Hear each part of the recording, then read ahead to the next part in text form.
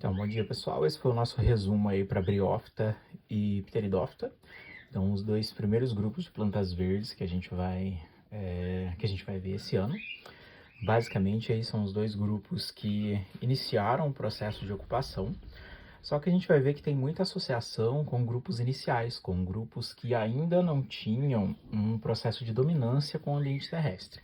Então, se a gente começar ali em briófitas, a gente vai ver que anteriormente há um processo de similaridade realmente. A gente vê que as briófitas têm um processo de parentesco muito grande com grupos de clorófitas, que são grupos de algas verdes. Essa similaridade está principalmente ligada com algumas características que os dois grupos compartilham. Então, por exemplo, clorófita e grupos de briófitas compartilham o sistema de armazenamento. Então, ambas armazenam energia no formato de amido. Então, o carboidrato responsável pelo armazenamento de energia é o amido. Ambas apresentam aí um gameta flagelado. Então, elas apresentam o anterozoide. Então, o gameta masculino ele apresenta um flagelo para o processo de locomoção.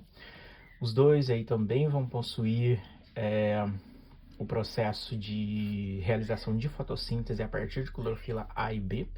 Então, tudo isso são processos de similaridade. Então, são características que são compartilhadas entre os dois grupos. Então, a partir do momento que eu compartilho essas características, isso torna os dois grupos muito próximos, isso torna os dois organismos muito próximos aí. Em um primeiro momento aí que a gente vai ver os processos de ocupação, que é os eventos de ocupação do ambiente terrestre aí. Então, o que a gente tem? Para a gente poder ocupar o ambiente terrestre, a gente tem que pensar que era um ambiente que ainda não tinha nenhum tipo de organismo vivo. Então, se eu não tinha nenhum organismo ali presente, a gente tinha os organismos aquáticos e por aí vai. Se eu não tenho nenhum organismo vivo no ambiente terrestre, quer dizer que eu ainda não tenho dominância de matéria orgânica, quer dizer que eu ainda não tenho ocupação de outros grupos e por aí vai. Então, para eu chegar nesse local, eu precisaria que eu tivesse matéria orgânica disponível, que eu tivesse um local sombreado, que eu tivesse condições ambientais para eu conseguir permanecer ali. Então, isso, em um primeiro momento, eu não ia conseguir. Então, para um organismo ele se arriscar para o ambiente terrestre, ele precisa ter algumas características, ele precisa ter algumas vantagens aí para ele conseguir chegar até ali. Então, um organismo que se arrisca para um ambiente terrestre, a primeira coisa que ele precisa ter é uma proteção contra a insolação, né? Porque ele está saindo da água e ele precisa ter uma proteção contra a presença do sol, que no caso das plantas é a cutícula. Então seria uma camada de cera, uma camada composta por lipídios aí, que acaba protegendo os organismos da presença do sol. Então isso acaba impedindo que ele perca água por evapotranspiração, isso acaba impedindo danos celulares pela presença do sol, então isso acaba facilitando bastante aí. Tem algumas vantagens também pela ocupação do ambiente terrestre, que no caso é um ambiente que ainda não está sendo explorado, então ali próximo à água eu posso ter matéria orgânica disponível, posso ter recurso, nutriente ali, não tenho competidores, não vou ter predadores porque ainda não foi ocupado, então é uma área que eu tenho uma disponibilidade muito boa para iniciar um processo de ocupação. Em termos gerais aí, quando a gente olha para grupos de briófitas, se a gente for pensar em características gerais, é um grupo que, infelizmente, não tem uma ocupação muito grande, porque eu dependo ainda da água como um processo de reprodução. Então, a gente vai ver que o processo reprodutivo de briófita ainda depende muito da água, principalmente em termos de movimentação gamética. Então, o gameta desse indivíduo ainda depende da água para o processo de locomoção. Então, isso é um pouquinho problemático para eles. Mas dá para fazer algumas vias alternativas aí. São grupos que são avasculares, então eu vou ter aí todo o processo de transporte de nutrientes realizado a partir de difusão. Em alguns momentos, a gente pode encontrar células específicas para transporte. Por exemplo, plantas realmente propriamente ditas, que apresentam tecidos de condução, elas apresentam xilema e floema. Xilema transporta água e sais, floema transporta os produtos da fotossíntese, açúcar. Quando eu olho para a briófita, eu posso ter algumas células que são específicas para transporte, mas não são um tecido. Então, eu tenho células que a gente chama de hidroide, que são responsáveis pelo transporte de água e sais, então é similar ao xilema. E eu tenho células que são chamadas de leptoides, que são responsáveis pelo transporte de açúcar, mas não é um tecido e é similar aí ao floema. Então, na verdade, são conjuntos de células responsáveis por transporte, mas elas não se organizam em um tecido ainda, não tenho esse processo aí. É um grupo que realiza o processo aí de alternância de geração, que é basicamente durante o processo reprodutivo, eu passar por 2 estágios corpóreos. Então, eu tenho metagênese, eu tenho o meu organismo passando por 2 estágios corpóreos durante o meu ciclo reprodutivo completo. Eu caracterizo um ciclo reprodutivo completo aí quando eu passo por um estágio de reprodução sexuada. Então, se eu passo por esse estágio, eu caracterizo um ciclo reprodutivo completo. Em termos de estrutura corpórea, aí, a gente começa a ver que eu tenho todas as partes de uma planta realmente presente numa briófita. Então, não vamos dar esse nome, mas a gente consegue ver raiz, folha e caule. Só que não com esses nomes propriamente ditos. A gente vê caulídeo, filóide e rizoide. Então, são estruturas um pouco menores aí, com as mesmas funções, só que não apresentam a mesma organização de tecido, principalmente pela falta do câmbio vascular aí. Basicamente, os organismos eles estão presentes em associações, então a gente consegue ver eles aí agrupados, então a gente vê vários organismos juntinhos aí. Raramente a gente observa briófitas ocupando locais solitariamente, então isso não vai acontecer. Em termos reprodutivos aí, a gente vai ter basicamente corpos reprodutivos diferentes, então eles vão estar em processos, em estágios reprodutivos diferentes. Como eu tenho alternância de geração, quer dizer que basicamente eu vou ter 2 corpos que atuam em processos reprodutivos, certo? Em estágios de vida diferentes. Então, um vai estar reproduzindo sexuadamente e outro assexuadamente, para conseguir aí completar o ciclo de vida. Se a gente for dividir primeiro, vamos tentar dividir o nosso organismo aí primeiro nos aparelhos masculino e feminino aí. A gente vai ter basicamente o anterídeo, que seria o nosso aparelho reprodutor masculino, que é responsável pela produção do anterozoide, que seria o nosso gameta flagelado masculino. E a gente vai ter o arquegônio, que produz a osfera, que seria o nosso gameta feminino aí. Basicamente, esses 2 indivíduos atuam no nosso processo de reprodução sexuada, só que eles são dependentes da água. Esses 2 indivíduos aqui, eles são desenvolvidos pelo gametângio. Então, que seria essa estrutura, pode desenvolver qualquer um desses 2 aparelhos reprodutivos. A produção desses aparelhos seria um desses gametas. E para a atuação desses gametas aqui, eu dependo da água. Então, basicamente, eu tenho o quê? Se eu tiver a ação aí em que eu tenha a fusão de osfera com anterozoide, eu vou ter formação de embrião. Isso foi reprodução sexuada, porque eu tenho encontro de gametas. Beleza. Se eu tiver a formação do embrião, que foi por um processo de reprodução sexuada, esse embrião vai dar origem ao esporófito. O que é o esporófito? O esporófito seria o nosso próximo organismo. Esse organismo ele vai dar origem agora ao nosso processo de esporulação. O que seria essa esporulação aí? Esse esporófito ele vai dar origem a uma próxima estrutura para a gente vai chamar de arquegônio. O que seria esse arquegônio aí? Ele seria uma estrutura pós o desenvolvimento do embrião que vai dar origem a uma cápsula ou a calíptera. Essa calíptera ela está repleta de esporângios, que seria um tecido responsável pela produção de esporos. Esses esporos aqui, quando eles forem liberados, eles vão dar origem ao gametângio. Esses gametângios podem desenvolver ou anterídeo ou arquegônio, reiniciando o nosso ciclo, que é o que a gente tem aqui.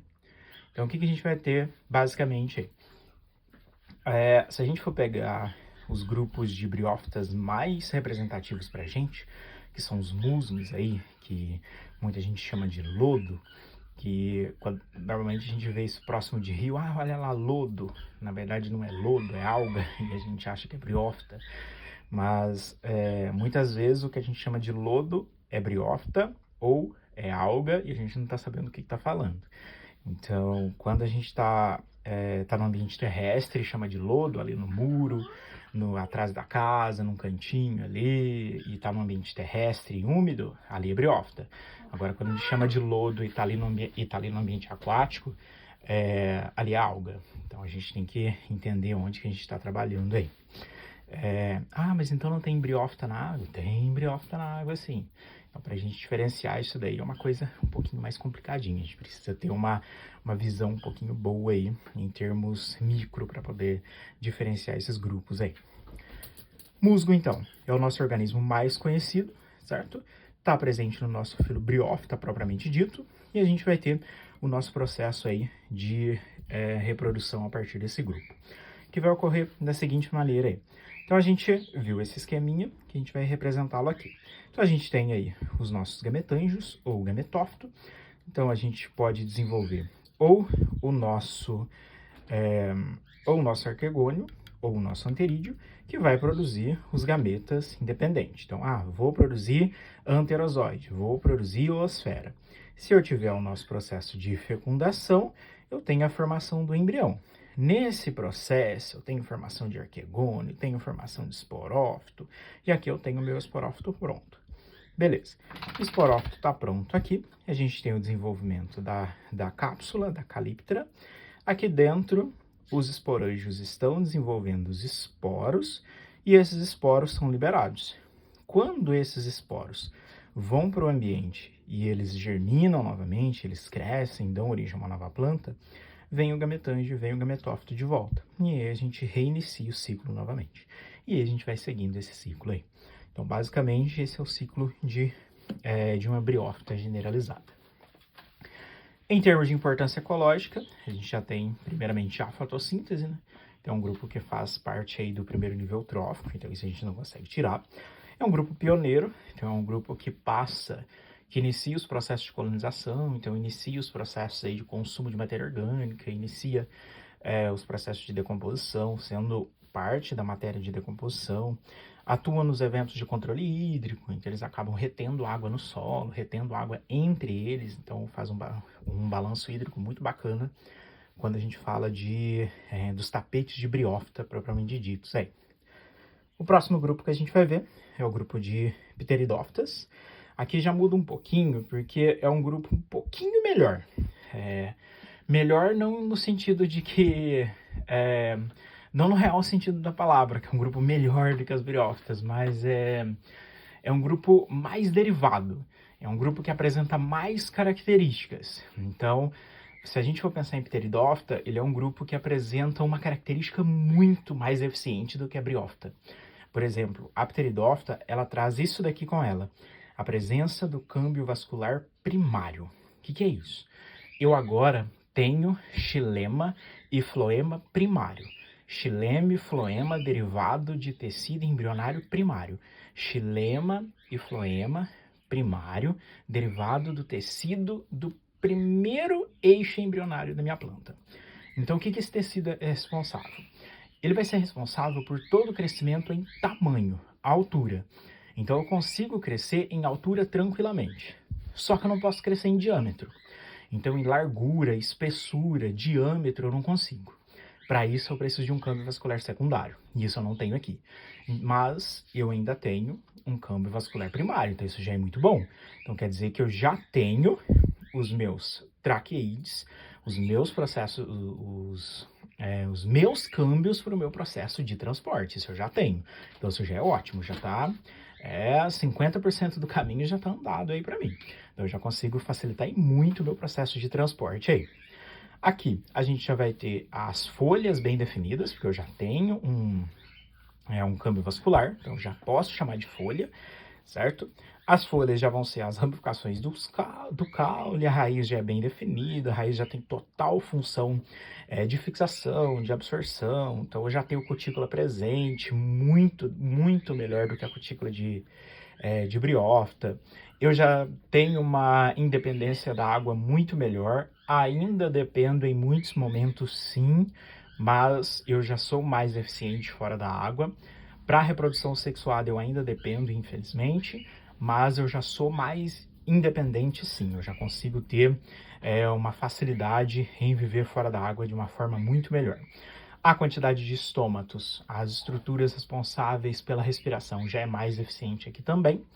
Todo o processo de origem das raízes é totalmente ligado à porção inferior da planta, então eu já tenho uma distribuição muito bacana aqui de estruturas radiculares da minha planta. O organismo mais representativo dentro das pteridófitas são as samambaias. A gente tem as avencas também, que é uma samambaia basicamente, só que com um esquema de flor um pouquinho diferente. Quando a gente olha para as samambaias aí, a gente vai ver que o gametófito é um pouquinho reduzido e o que a gente consegue observar mais é o esporófito. A gente vai conseguir ver já já.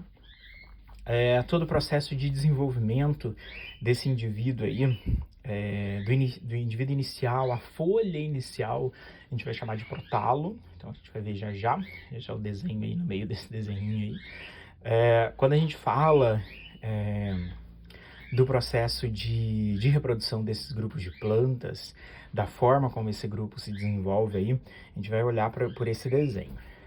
Aqui a gente vai ter a folha de uma pteridófita generalizada aí. Não sei se vocês já observaram, mas em alguns momentos, do lado de baixo da folha da samambaia, eu tenho algumas bolinhas marrom ou alaranjada que fica do lado de baixo. O que é isso? Isso a gente vai chamar, para esses grupos de plantas, de soro. O que seria o soro? O soro, ele é um conjunto de esporângio. Então, o soro, ele é um conjunto de esporângio que a gente está vendo. Então, isso daqui, na verdade, são vários esporângios, todos unidos, muito próximos.